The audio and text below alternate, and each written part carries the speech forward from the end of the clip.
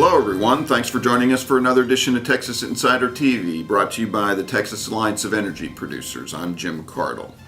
While here in Austin, issues have been focusing on tax cuts, budget cuts, and how much consumer spending is impacted by falling oil and gas prices at the gas pump, nationally, the Obama administration's negotiations for an Iran nuclear treaty could possibly mean an additional 1 million barrels of oil on worldwide markets each and every day. Marc Flaster is a frequent guest of ours and a senior partner at Sandler O'Neill Partners in New York City, and he's a frequent and longtime consultant to many of our Texas state banks.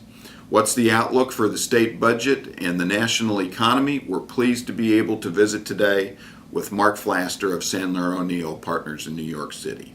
Well, Marc Flaster of Sandler O'Neill in New York City, a frequent guest. Thanks for coming back in to visit with us today. I appreciate it, especially to be here in beautiful Austin, where there's lots of green and the bluebonnets. Oh, they're so pretty. The bluebonnets are in record year this year. Let's jump right in if we can. I know you're in town for a Texas Bankers Association convention. Yes. But one of the topics I want to get your opinion on and share with our viewers is the oil and gas situation. Our state budget is being debated across the street at the Capitol. There's talk about tax cuts, what the future state revenue projections may be.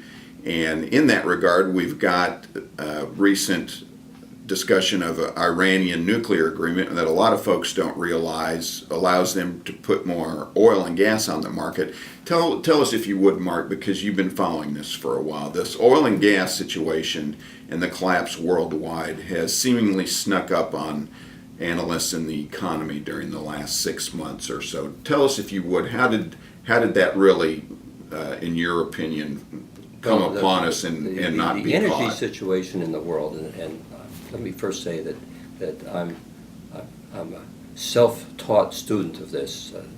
So okay. Some of what I have to offer you is what I've learned.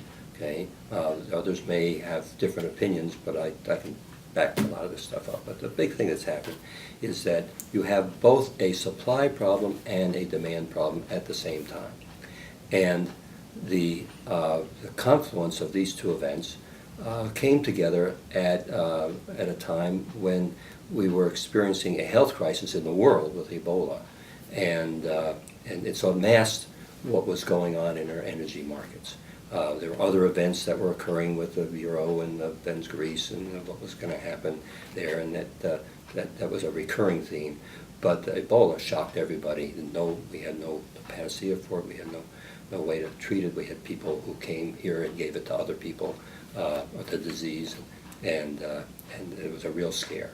And all of a sudden, when that was, let's say, properly addressed after some misstarts on the CDC down in Georgia, it kind of left open door to say, all right, now that we got that away, what else is going on? And all of a sudden, everybody looked up and said, oh my God, look what happened to oil. And the events that were occurring in the Middle East, as far as the conflicts and the like, seemed to provide we'll say a war premium in the price. But at the same time, a little thing was going on here in Texas that no one was giving much opportunity to discuss. And of course, the state has recognized this is a big boon to the growth of the state, population-wise, business-wise, and the like. And that is in 2008, while we had this housing crisis, the extraction of oil changed from being a pump to a frack. And fracking all of a sudden created a wealth of oil production to the point that the United States is now producing almost as much oil that it needs. It'll be close to being self-sufficient probably in another year or two. And to go back to the other thing that you mentioned here in terms of the supply side is that internally, as far as the country is concerned, our government years ago concerned about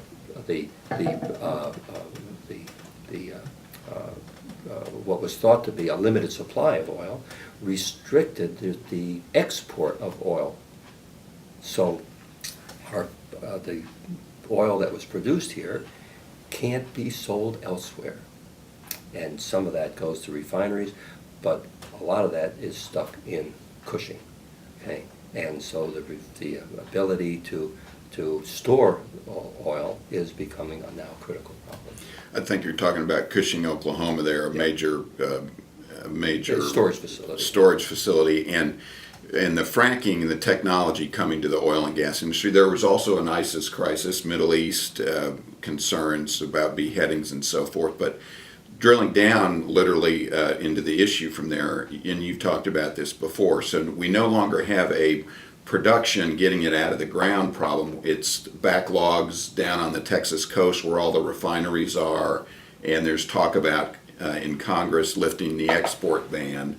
What do you see for the future of oil prices as a result? Are they going to continue to, have they found a bottom? Are they going to continue in the 40s? What's the outlook? I don't know where the bottom is, but it's not going to be $100. Okay. So you have to start with the fact that as happens often in price movements, it goes too far in the first movement, and then it rises up to some stable point, and then it figures it out where it's going. Whether it's $40, $50, $60, I don't know the number, but it's not going to be 100. So the markets are starting to adjust to that, and the first thing we see happening is that the companies that were over leveraged at the lower price, they can't meet their debt requirements, and so there's been some bankruptcies announced. There's been layoffs at a lot of the big companies. There's been a change in the fortunes of some real estate as a result of this, because people have less cash flow. The industry in Texas, I think I wrote, employs directly about 125,000. Those who say they know say there's about 2.3 people indirectly related to that 100 plus that I mentioned. Okay. And so there's collateral damage, and collateral damage will spread over time as people who were driving trucks and then doing the welding and the like have to refigure what they're going to charge for their service, because the revenue on the part of the employer is lower. They don't want to be disemployed, so they're going to adjust themselves. But on the other side, it means that the pool man no longer comes, and the kids are now cutting the lawn, and the holiday to wherever is no longer. And maybe the extra car or truck that's in the driveway goes back to the used car lot. Let's talk about the cash flow you mentioned per se, and the ripple effects from a falling price of a barrel of oil. But how about, because there's a lot of projection at the state capitol right now, talk about cutting the state sales tax. We see a dollar price cut at the pump, and economists say that's an extra dollar in consumers' back pocket. Do we know, or can you project, or what are your thoughts on their leading to a increase in consumer expenditures based on savings at the pump? Let me see if I can give you an analogy here. Okay. That no one knows the price of gasoline at the pump, okay, because it's all paid for with a credit card. Okay. So when did we wake up that we had $4 gasoline? Okay. Well, we woke up when we had $4 gasoline when the hose went in the truck, the consumer went into the U-Totem or whatever and bought his Taco Bell, whatever, and came out and found that there was a $50 limit on the sale of gasoline, and he didn't recognize that when he started filling up, and he turned the car on and saw that the tank was only half full, and he said, "What happened? How come I didn't get any more gas?" And the U-Totem guy says, "Well, there's a $50 limit on the sale, and now it's $4 a gallon." He said, "Oh my, I didn't know that." So when it went to $2 a gallon, at $2.75, $2.15, no one recognized those prices. At $2 or $1.99, it was advertised all over the place. It was on the news. It was a major event, and they were driving up and down the roads in Oklahoma, telling you could buy it at $1.98 here, $1.88 there, and people got the word out that it was $2 a gallon. Okay, but it was still on the credit card. So when the bill came, if you want to say the forced savings of the change in the price at the pump per gallon, the bill was just more data in the Visa report. So between the cell phone and Netflix and YouTube and social media devices and whatever else, it was just all buried in there. So no one ever saw real dollar savings. It wasn't a cash grid. Okay, and so when the economists, brilliant, who all know what's going to happen, they said, well, they're going to take their savings and they're going to go out and spend it. There was nothing to spend because they never saw it. Okay, literally never saw it. They never saw it in cash dollars. And so now we've had 3 or 4 months of going by of retail sales, and we've seen nobody spent it. And in fact, the country, because of all these other events that are happening in the world and the concern that the oil, breaking the price of oil, is not so much a forced saving, but is going to damage business and business opportunities, job projections, that people have become, we'll say, savers, and the savings rate has jumped. It's 6.5%. It's gone just right off the charts, just like that. And surprise, I mean, I don't give these guys any credit for knowing anything, but now it's looked at and says, well, what are we going to do with that money? And because interest rates are down at the bottom, there's no return on that money. It's just sitting there in the mattress. So at a minimum, I take it the jury's still out on whether the savings at the pump will lead to further economic activity elsewhere. I want to thank you again for joining us, folks. We're visiting with Marc Flaster of Sandler and O'Neill in New York City on Wall Street, a frequent economic advisor to banks here for decades. Marc, let me pivot a little bit, if I can, on the savings projections, perhaps, and looking maybe years down the road. But you have been a analyst who's focused on something that not a lot of folks have focused on lately, and that is student debt and how the projected debt on the youth at colleges is going to hamper future economic activity, similar to the real estate bust that we've recently seen. Early in March, President Obama came out with his quote-unquote taxpayer or student Bill of Rights. Student debt from college is going through the roof. Talk about the student debt problem a little bit, if you can, for us. Well, I'll just take you one step back and say that housing has always been linked as a foundation for economic growth. Mm-hmm. And we had a housing crisis, and that came about from those that say that report that, and the events that occurred after that, that the banks were too liberal in lending money to people who didn't have the wherewithal to support the debt, and they were given homes, so to speak, and given the right to own homes. So banks were forced to lend money to people who had no business borrowing money. Well, they did, but we had a government under both Clinton and George Bush that went into this theoretical view of the ownership society, and their belief was that if people were homeowners, they would be responsible citizens and they would help clean up their own backyards, and our cities would be free from drugs and events that take people's lives and like, and of course, and that bred all this, and the banks were encouraged to, with the markets finding ways to package all this stuff up into some type of securities. The world it's a bigger question here. The world was flush with savings all over the world, and there was a place to place this, and the securities analysts all gave it AAA, and it became money good. And then we had the collapse when it was understood that many of the people, in fact over 50%, had no way to service the debt. And so we had a tremendous crisis. You had all this real estate that was coming back on the marketplace, but people who were living in it couldn't support it, and so they went to their congressman and complained that they're being thrown out of their home, and wherever that went. But your point is that here we have a government that has stepped in the student lending program, which was originally a private lending program, which went through the colleges and was not very big, but did offer some support to students who had the need. True need. For true need. And there was some, I will say, there was some backroom dealing with the paybacks to the universities for finding the students to take out the loans, and then there was some question whether when they went into deferral default, how they were being treated in terms of being considered debtors. And again, we got the Congress involved, and the government came in and said, I'll tell you what, we're going to throw those guys out, and we'll step in and we'll be the lender. And so as soon as you get government giving out money, it's how fast, how quick, and how much.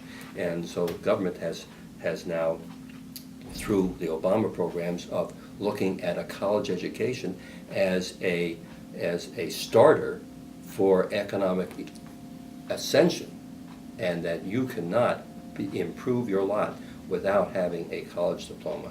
And so government has stepped in and said, we will give you the wherewithal to get started on that ladder for success. And now, if I remember the figures correctly, correct me if I'm wrong, or put the number on it, we're looking at, as a result of that, close to $1 trillion in student debt, correct?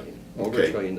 And so here you have, going back to the housing crisis, here you have government putting money in the hands of people who have never had a job, okay, are not capable of knowing what even, or having a job. They're not looking for a job. And the program has become so liberal that you not only get monies toward tuition, but you also can get monies towards living expenses. So the average debt is over $30,000. And it's not $30,000 because that's what it costs for tuition. The college didn't get that. That's what the kids are spending at the Taco Bell and maybe at the gas station or wherever. And for the holidays that they take to go watch the Naked Dead and these other Lollapalooza concerts. So you find a large community, Austin is a good example of it, of youngsters who are living in the college fraternity because they can take a couple of credits and continue to keep their eligibility open for government assistance, and they're not entering the workforce. And in addition, as they also become deadbeats because they're not interested in paying any. The money came for free. What do I have to pay it back for? So how long do you project, or can one reasonably expect before the chickens come home to roost, so to speak? Is this going to be in the next 1 year, the next 5 years? Well, unfortunately, given that you're dealing with voters, because all these youngsters are going to get of age to vote, government, in terms of our Obama administration, has stepped in and said, well, we'll just forget the debt. Okay, we're going to make this a national, we'll say, part of our rights, that you should have an opportunity to have an education, and we're going to pay for it.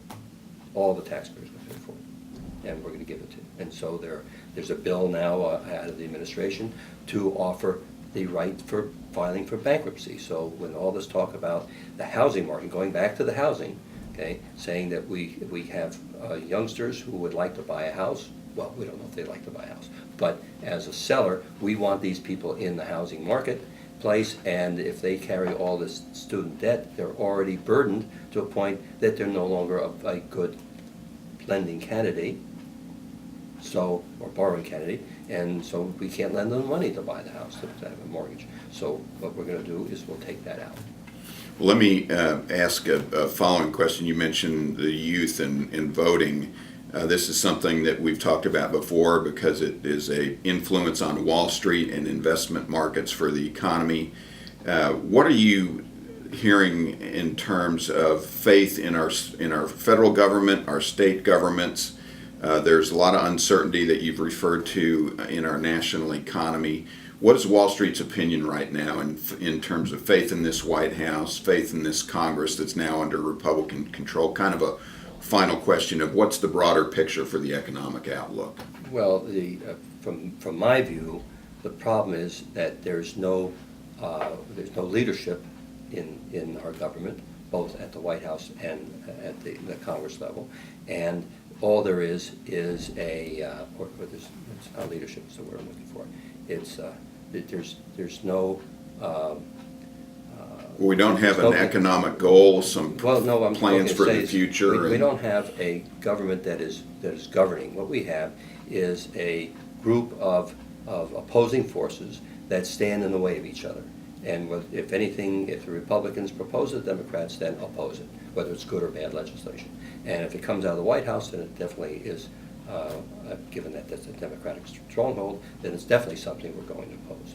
So, and now with this Iranian treaty, if you want to call it that, negotiations, we've had the Congress step in before the negotiations even completed and put their foot in and said, we're not going to, we want to be part of this thing before it even happens. And so if you were a negotiator and you're sitting there and saying, well, who am I taking my orders from? The White House is telling me what to do, but then I look back and I have Congress saying that they don't agree with what I'm being told, and I've got to figure out a way to bring this home, so to have some signatures on a piece of paper, and I'm not given the proper direction. And what we have is a group of opposing forces that stand in the way of each other. And if anything, if the Republicans propose it, the Democrats then oppose it, whether it's good or bad legislation. And if it comes out of the White House, then it definitely is, given that that's a Democratic stronghold, then it's definitely something we're going to oppose. So, and now with this Iranian a treaty, if you want to call it that, negotiations, we've had the Congress step in before the negotiations even completed and put their foot in and said, we're not going to, we want to be part of this thing before it even happens. And so if you were a negotiator and you're sitting there and saying, well, who am I taking my orders from? The White House is telling me what to do, but then I look back and I have Congress saying that they don't agree with what I'm being told, and I've got to figure out a way to bring this home, so to have some signatures on a piece of paper, and I'm not given the proper direction, and I don't know where I should be standing, and I don't know what I should be saying, and the other side says, well, if he doesn't know where he's supposed to be, then I guess we're in a better position to negotiate, because they don't know what they're supposed to be doing, and we know what we want to accomplish. Well, speaking of where we're standing at the end of our time with your visiting. We appreciate you coming in, Mark. My pleasure. Look forward to having you back. Folks, we've been visiting today about the Texas economy and the investment markets for Texas and the U.S. with Marc Flaster from Sandler O'Neill and Partners. We appreciate you joining us for this edition of Texas Insider TV, and hope you'll tune in for future editions. Remember, you're either an insider or you're not. Thanks for watching. I'm Jim Cardle.